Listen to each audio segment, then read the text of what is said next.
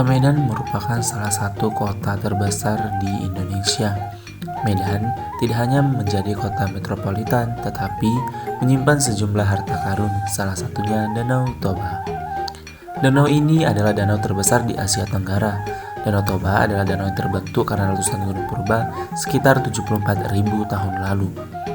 Karena sangat dahsyatnya letusan gunung tersebut, maka terbentuk satu pulau di Danau Toba, yaitu Pulau Samosir. Pulau Samosir memiliki luas 630 km ini menyuguhkan panorama yang indah serta budaya dan adat istiadat yang benar-benar memukau.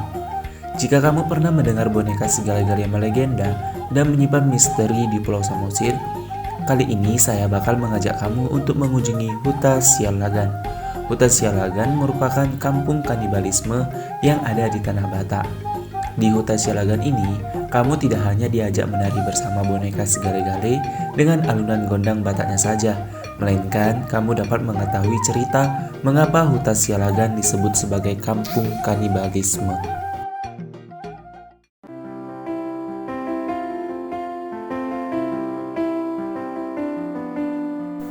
Dalam bahasa Batak, huta memiliki arti kampung, sedangkan Sialagan diambil dari nama Raja Sialagan. Sialagan sendiri merupakan keturunan Raja Nembaton yang mengikuti garis Raja Isombaon, putra kedua Raja Batak.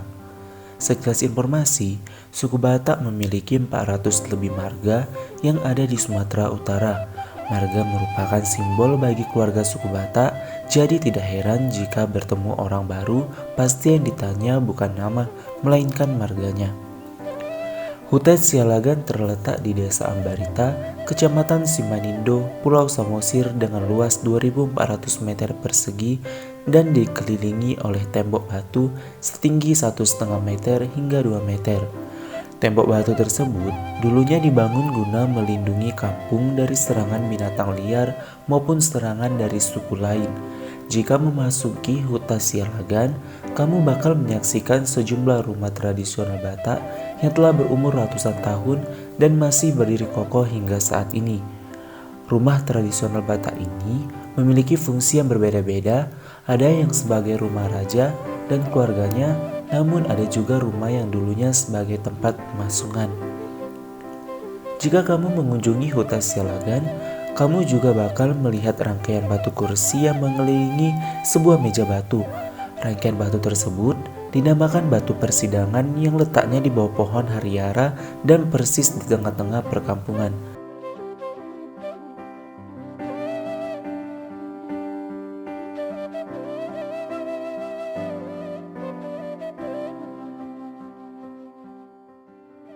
Namanya itu batu kursi, tempat musyawarah dan tempat memutuskan dia punya masalah-masalah. Tapi ini dipergunakan pada zaman-zaman dahulu kala, ya. Jadi kala dulunya, bila mana ada orang bersalah di kawasan ini, dia ditangkap dibawa ke sini. Sebelum diadili, dia dulu dimasukkan dalam penjara. Seperti ini dulu penjaranya orang Batak, ya. Dia dipasung. Ini bukan orang yang gila, orang yang bersalah. Ya, nanti dapat hari yang ditentukan untuk memutuskan hukuman. Si terdakwa itu diangkatlah ke kursi yang paling kecil yang ada di sini. Ya, tempat raja itu adalah kursi yang paling besar yang ada di sana. Ya, yang 5 kursi ini adalah tempat penyetua kampungnya. Tempat duduk yang ada di sana tempat datuk, tahu datuk dukunnya. Di sana ada penasihatnya, di sana itu ada ulu balangnya.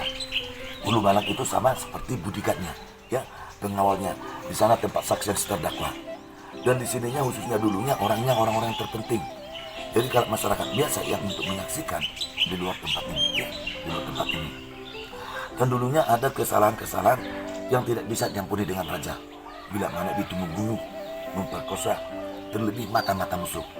Ini hukumannya mesti hukum hancur, mesti dipotong dia punya kepala.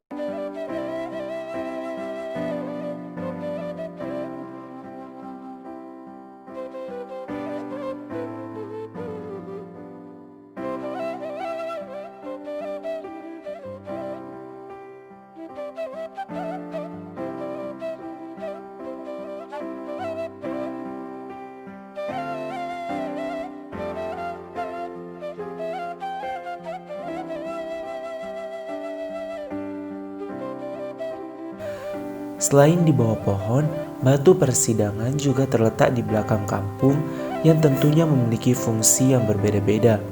Batu persidangan yang berada di bawah pohon digunakan sebagai tempat mengadili musuh atau penjahat. Sedangkan batu persidangan yang berada di belakang kampung digunakan sebagai tempat untuk mengeksekusi terdakwa. Di tempat inilah terdakwa akan dipenggal kepalanya dan tubuhnya akan disayat-sayat hingga mengeluarkan darah.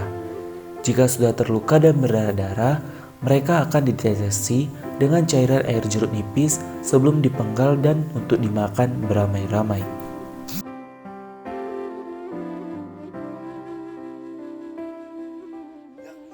Nanti badan itu dilentangkanlah ke batu yang ada di sini tanpa kepala, ya. Baru nanti ini dia punya dadanya dibelah, ya, dibelah dia punya dadanya untuk mengambil hati dengan jantungnya. Ini nanti yang diangkat, ya, dibawalah ke meja bundar yang ada di sini. Ini nanti yang dipotong-potong kecil-kecil, ya. Nanti dicampurlah dengan darahnya tadi. Dikasihlah asam banyak-banyak dengan dia punya ramuan-ramuannya. Kalau orang Batak bilang ada istilahnya namanya naniura, seperti masak naniura. Ya, naniura itu tidak menggunakan api, tapi dari ramuan-ramuan dan dengan bumbunya, ya. Dan inilah nanti yang dipersembahkan sama raja dengan panglima raja. Inilah dulu yang dimakan. Itulah yang dibilang dulunya orang Batak itu dulu makan orang. Seperti itulah dia punya storynya, sejarahnya. Tapi mereka makan ini dengan tujuan, dan ini sekalian untuk menambah kekebalan, menambah ilmu supaya mereka itu lebih kuat, ya, lebih strong, dia punya kekuatan magic powernya. Itu mereka tujuan, ya. Dan yang kedua, supaya panglima raja lain pun takutlah berbuat kejahatan di tempat ini. Nanti kita bisa dieksekusi, nanti bisa kita dilakukannya. Jadi tujuannya juga banyak, ya. Itulah dengan tujuan. Tapi ini sisa badan dengan kepala ini dibuang semua jauh-jauh, ya. Itu tidak dikubur. Itulah hukuman orang yang bersalah. Dan tempat pembuangannya itu pun kita tidak diperbolehkan melihat atau menyentuh selama 7 hari 7 malam, ya. Nanti bisa katanya roh jahatnya kembali sama kita, dan itulah aturan raja.